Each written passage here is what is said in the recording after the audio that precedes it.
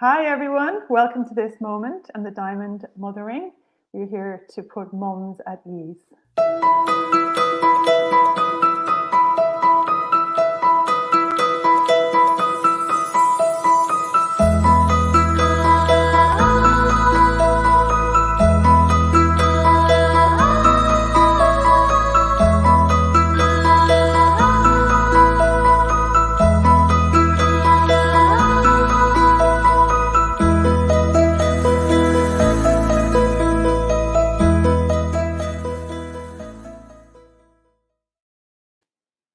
Hi everyone, a very warm welcome back. We're delighted to have your company here this morning and this evening with Lisa.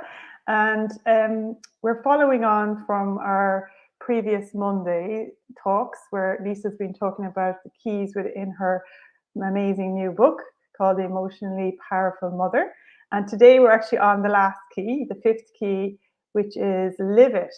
So it's actually when it gets to the stage where we've moved through all the process of learning the other keys and how to come into the emerging process. So Lisa, I'd love you to explain that to people a little bit more in detail and how that can arise in our life once we've practiced the other keys. Yeah, that'd be amazing, please. Awesome. I'd love to do that. So we've talked about paying attention to our feelings and really allowing that moment to be with whatever's happening in us can help us get to the root cause of whatever's going on for us. When we become more empowered in ourselves so that we can actually feel the feeling rather than jump into a dynamic of relationship where we sort of those patterns. But before we jump into that, if we can start to feel what's going on for us and really identify that and then meet that need, see what it is that's missing in us and meet that need, that brings us back into a state of feeling more empowered. For me, I often feel very centered. I feel like I don't really need people to change to make me feel better. I already have come into a place of feeling quite calm and peaceful in myself because I've identified what it was that I was missing and I've done what I need to do for myself to meet that need. So I feel quite empowered in myself. And that's a great place to start to relate from because I'm not expecting other people to change or to be something other than what they are. I can actually just be emotionally present for them. The other thing that does for me is it gives me this inner power. It makes me feel like I don't have to make things happen or control things or get insecure or worried or anxious about what's happening in order for me to fix my life. I can actually look at what's going on from a different state, a state of feeling I'm okay in this right now, I'm okay. And then I can look at and go, okay, what needs to be done? There is an issue over here. How can I deal with that? Now I have a clarity because I'm not messed up in this emotional reaction, which I might have been in had I not come back into myself and met my emotional needs. So I can actually look at what's going on with more clarity. I can trust that there is a process going on now. And we both call that the emerging process. So because I'm really centered, I can almost feel this flow happening now. And I can trust that, okay, there's an emerging process here. I'm going to just go with this and I'm going to share what I need to share and allow this to unfold. And I'm living in the solution as well. I'm not focused on the problem. I'm not thinking how crappy I feel. So I've got to fix this. This is a big problem. I've got to get it out of my life. I can't deal with this. I've got to get rid of this anxiety or I've got to do something about this. I'm not feeling like that anymore because I've already met the needs. So I'm feeling quite empowered. And now I can just sort of trust that things are going to unfold and I can start to see the solution. I can think more clearly about what it is I'd like to happen. And I can think about how could I possibly support the person that I'm with, support myself to actually get to those solutions. And I've actually called this love in action sometimes because I'm in a state of love for myself. I'm not reactive. I'm not creating some unhealthy dynamic and I'm not running any behaviors that are unhealthy that impact me or other people. So I'm in this beautiful state of love for myself and kindness towards others. And from that place, I'm acting. So that is love in action. And the results that I get are always so much more effective and rewarding and long term and just better. Yeah, that's amazing. I love that. Yeah, and it's back to your natural state, really, isn't it? You know, acting from your natural state, which is your loving state. Our true nature is, you know, loving, being compassionate. That's who we are in our truth as human beings. And it's just like conditioning that is put on top of us that we've learned behavior. So we're trying to unlearn behavior. We're trying to unlearn, you know, traumatic kind of patterns that we've inherited. So once we have a tool like that, or those keys to move past that, then we emerge and we kind of blossom into that truth of ourselves. And then it's much easier then we become, like we talked about before, into harmony with ourselves. We become in harmony with ourselves and even with our body. And then you're coming into harmony within our relationships. And then we join back into the harmony of life itself, which is that is the actual emerging process is the process of life itself. So when we're in an emerging design process, we're actually joining the emerging design process of life itself, which is growth and movement and ever changing, all those principles that are present within our reality all the time. It's just that when we're in our mind and we're trying to control things, then we move away from that. So the keys within your book are amazing like that, because it gives people, you know, these step-by-step process to learn and practice so that they can, it's really about coming back into your own harmonious nature. And then that has a huge impact on your relationships, because you're not, like you say, causing those frictions to happen all the time. And it's becoming aware, self-aware, really, isn't it? Like they teach self-awareness, really, you know, which is It's the most true. powerful thing. Yeah, it is. And you're creating a space. So, like I remembering back at the dynamics of relationship that I used to run, and they were all there because I wasn't even aware that I was having feelings underneath. I wasn't aware that something that my kid had done actually was making me feel like not a good mum, and like I was actually having a reaction because I felt like I should have been doing better, or I wasn't really aware of the feelings. So I was running all of these dynamics of relationship and trying to control them and fix them, and that you know, and even my partner or, you know, people or situations, that requires a lot of energy. So not only is there the emotional charge that I'm holding because I'm not happy with how things are, you know, and so there's this energy that I'm holding that's like, you know, it's in my way of actually having space to allow inspiration and to allow innovation and to allow, you know, the flow to happen in my life. And that just, there was no space for that because I was too busy trying to make things happen and reacting, and there was no space. And also my energy levels, because there's so much of me that had to be used up trying to move those emotions aside or deal with them. So I never actually felt the feelings, but I was always trying to get rid of the feelings or analyze the feelings or fix whatever it was I saw shouldn't be there or figure it out, or, you know, and that takes up a lot of energy, right? So that the harmony that you feel when you're not in this fight, because it actually is a fight. It's like you're holding onto this rope, and it's like, just let go of the rope.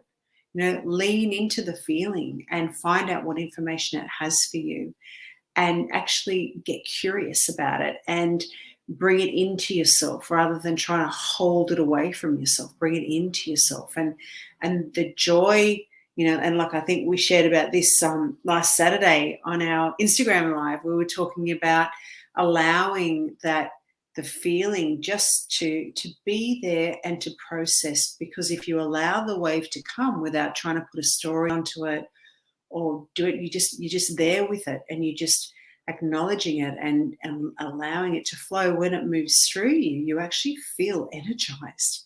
You actually feel like you have more power afterwards. So it's a much better state of being, really. Absolutely. And yeah, it's made a huge difference in my life when I started doing that, because I think I didn't realize I was resisting life all the time. Like it was like life was coming at me and I had to try and battle through it or such. And then I kind of I changed it completely to like accepting life. So it was kind of like life was, I was open. It's like a state of being open, and just receptive, it's a And willing. receptive. Yeah, Yeah.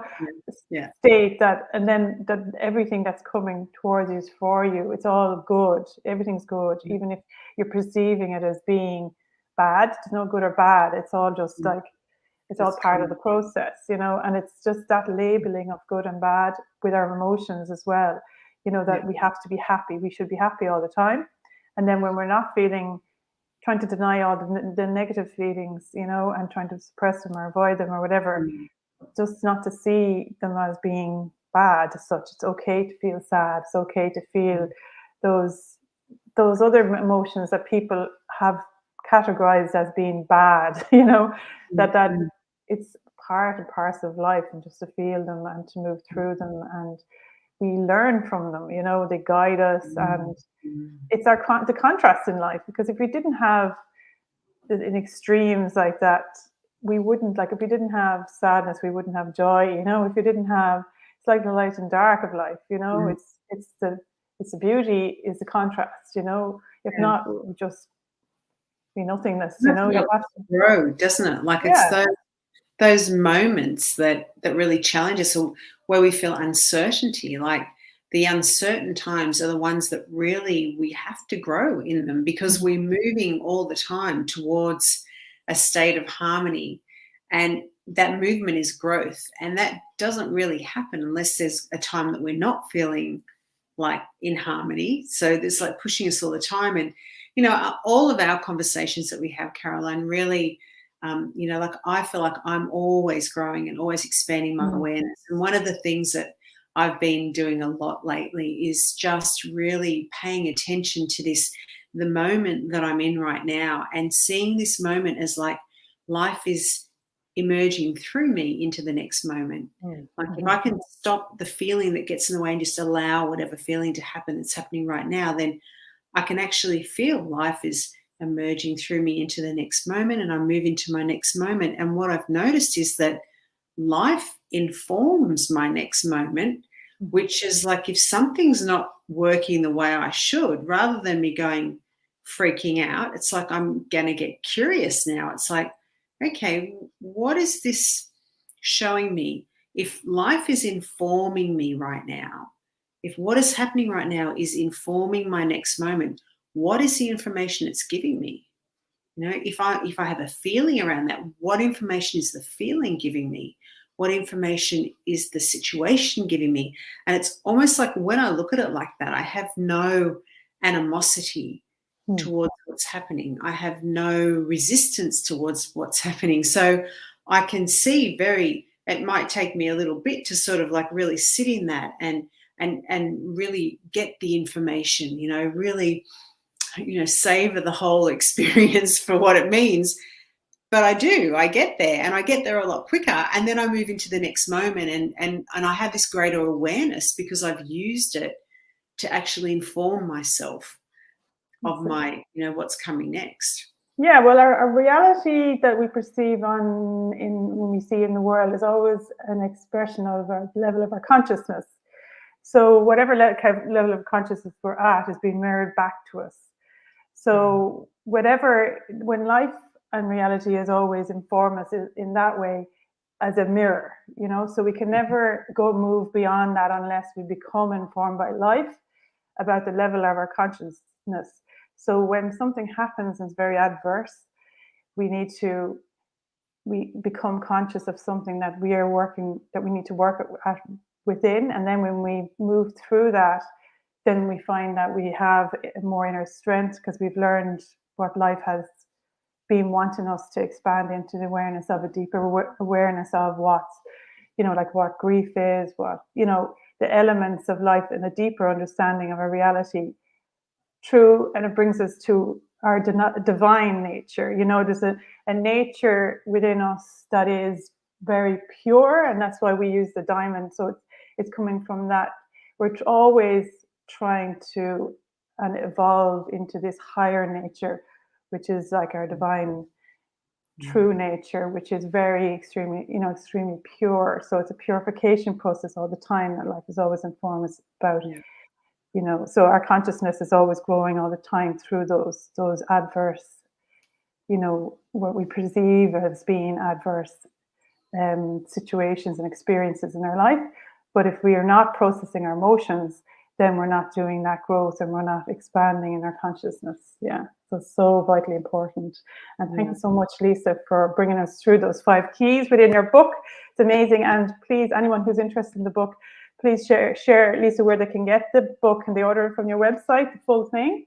You can find it at the website, www.iamlisajane. It's IAMLISAJAYNE.com. There'll be a link to the book there. You can get it in an e-copy or a paperback. So, yeah. Amazing. And I hear that you're going to be you have a new expo that's happening as well. Maybe the book will be there too. The Mind, Body, Spirit Expo coming up in Sydney on the 26th of May. So I'll be there for 4 days, giving lots of talks and just having a chat to people. The books will be there. I'll be there. I'll be there with my daughters and my mom, and should be lots of fun. Actually, I'm really looking forward to it. Oh, I'll have to fly over. We should go. We should go next time. Yeah. So thank you everyone for listening again tonight. It's been wonderful to have you joining us and just to share things that I'm passionate about sharing. And I love talking to Carolyn as per usual. It's always good conversation. Yeah, amazing. Thank you so much, Lisa. And thank you everybody for listening. And we'd love to see you again on Wednesday, where we have Grania O'Kane is back to talk to us about the attachment styles on Wednesday. Yeah, the feminine force. Yeah, looking forward to that. Okay, see you all again. And bye, Lisa. Bye.